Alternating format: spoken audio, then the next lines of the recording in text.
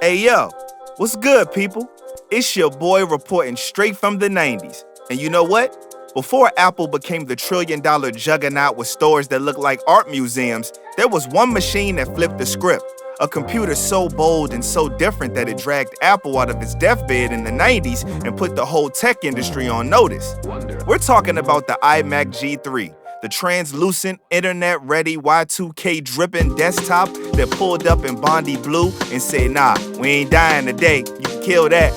In this deep dive, we're breaking down how the iMac changed the entire game in the 90s. From the chaos that nearly killed Apple, to Steve Jobs' dramatic return, to how one colorful computer made nerds cool and desks sexy again.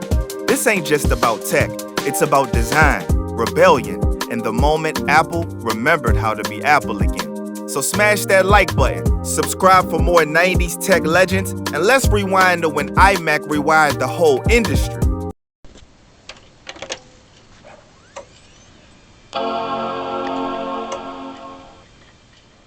Let's keep it a buck.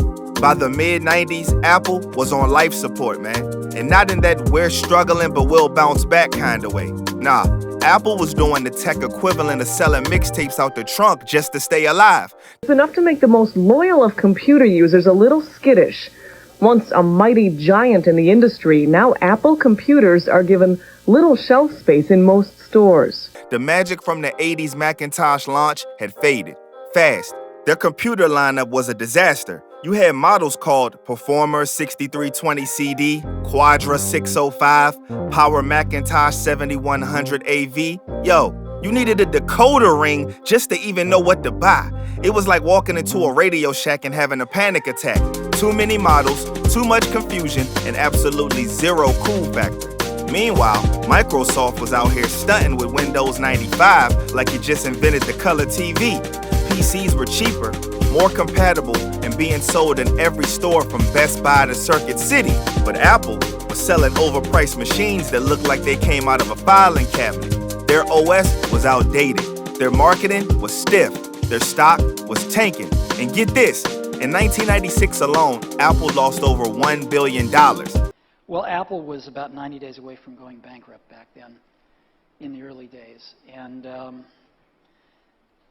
it was much worse than I thought when I went back initially. And that's not a typo. That's a we might not make it the next Christmas kind of number. By 97, Apple was looking at extinction. Straight up, CEO turnover was a revolving door. Morale was trash, and even loyal Mac users were like, yo, y'all alright? So what did Apple do? They reached back like a DJ pulling an old vinyl and brought home the man who started it all, Stephen Paul Jobs. He was older, a little wiser, but still had that fire. Apple didn't just hire Steve back. They acquired Next, the computer company he built after getting kicked out. Other company, Next. He was looking at an unlikely partnership. His old company, Apple, on its second CEO after Scully and plagued by financial losses. It was part tech move, part Trojan horse. They wanted Next software, but they really needed Jobs' leadership. And when he got back in that building, hey yo, it was over for the old Apple. He laid people off, killed off half the product line, burned the Performer catalog to the ground. I mean, he wasn't playing nice at all. He came to make Apple cool again. All right, so picture this. It's May 6th, 1998. Steve Jobs hits the stage in Cupertino wearing the usual black mock neck with the Levi 501 joints. Behind him on a giant screen is one word, iMac. The crowd, confused as hell, curious, but yo, when he pulls the cloth off, boom, there it is. The big, bold, translucent alien egg of a machine glowing in Bondi Blue like it just came out of a Nickelodeon sci-fi show. It had curves, it had attitude, it had a handle. Really a handle. Like a computer you could flex on your way to art class. And then, and there, everything changed. The iMac wasn't just a new product. It was a middle finger to the entire PC industry. While Dell and Compaq were out here pushing gray rectangles with Windows stickers, Apple said, nah, let's make the computer something way better. Something you would have in your bedroom, your dorm, and in your life. It had a 233 megahertz G3 chip under the hood, which was fast for 98. a built-in 15-inch CRT display, Ethernet, modem, and CD-ROM. And here's the kicker: no floppy drive, no legacy ports, just USB. This part blew people's wig back. USB was new. Barely anything supported it, but Jobs was playing chess. He knew floppies were dead weight. He was forcing the future forward. And when Apple does that, the rest of the industry usually follows. When you move forward, sometimes people don't understand, but the floppy drive is pretty obsolete. There's a few things you could use it for. You could distribute software on it, except that all software is now distributed on CD-ROMs. Spoiler, they did. Now let's talk style. This wasn't some gray tower you stuffed under a desk. This thing popped out. You could see the guts through the shell. The plastic was molded in a way that felt playful and futuristic at the same time. Kids loved it. Designers loved it. Even teachers who didn't know how to print loved it. And the keyboard and mouse, clear plastic.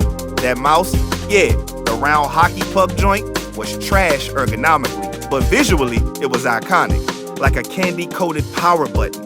It was like all about the vibe. Apple was speaking to a new generation, but they weren't just selling a look.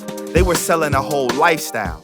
We are targeting this for the number one use that consumers tell us they want a computer for, which is to get on the internet. The I in iMac stood for internet.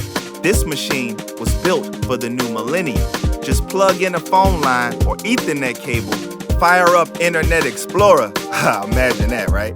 And boom, you're online. No nerdy setup, no driver disks, no praying to the modem gods. Step 1, plug in. Step 2, get connected. By the time the iMac officially dropped in August 1998, it was an absolute cultural event. Apple sold over 278,000 units in 6 weeks. That's nearly 800,000 before the year was out. It wasn't just a hit, it was a lifeline. By 1999, the Bondi Blue had already saved Apple. But Steve Jobs wasn't about to let it rest on one look. He wanted to flip the whole industry's palette, and he did.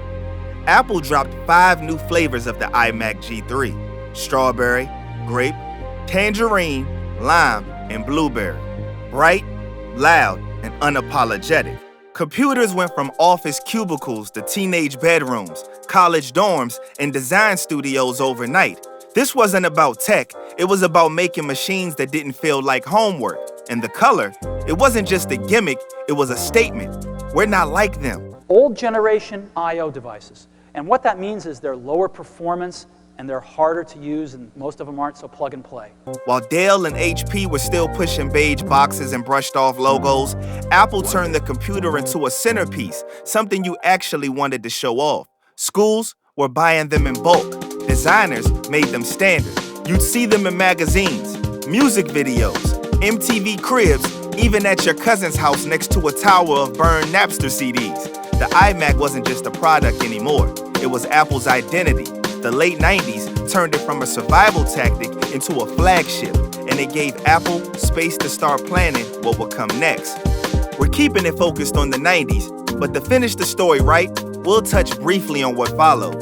By the time the ball dropped on Y2K, the iMac had already done its job. It saved Apple, it made computers cool again, and it proved that design, simplicity, and gutsy decisions could shift the whole tech landscape.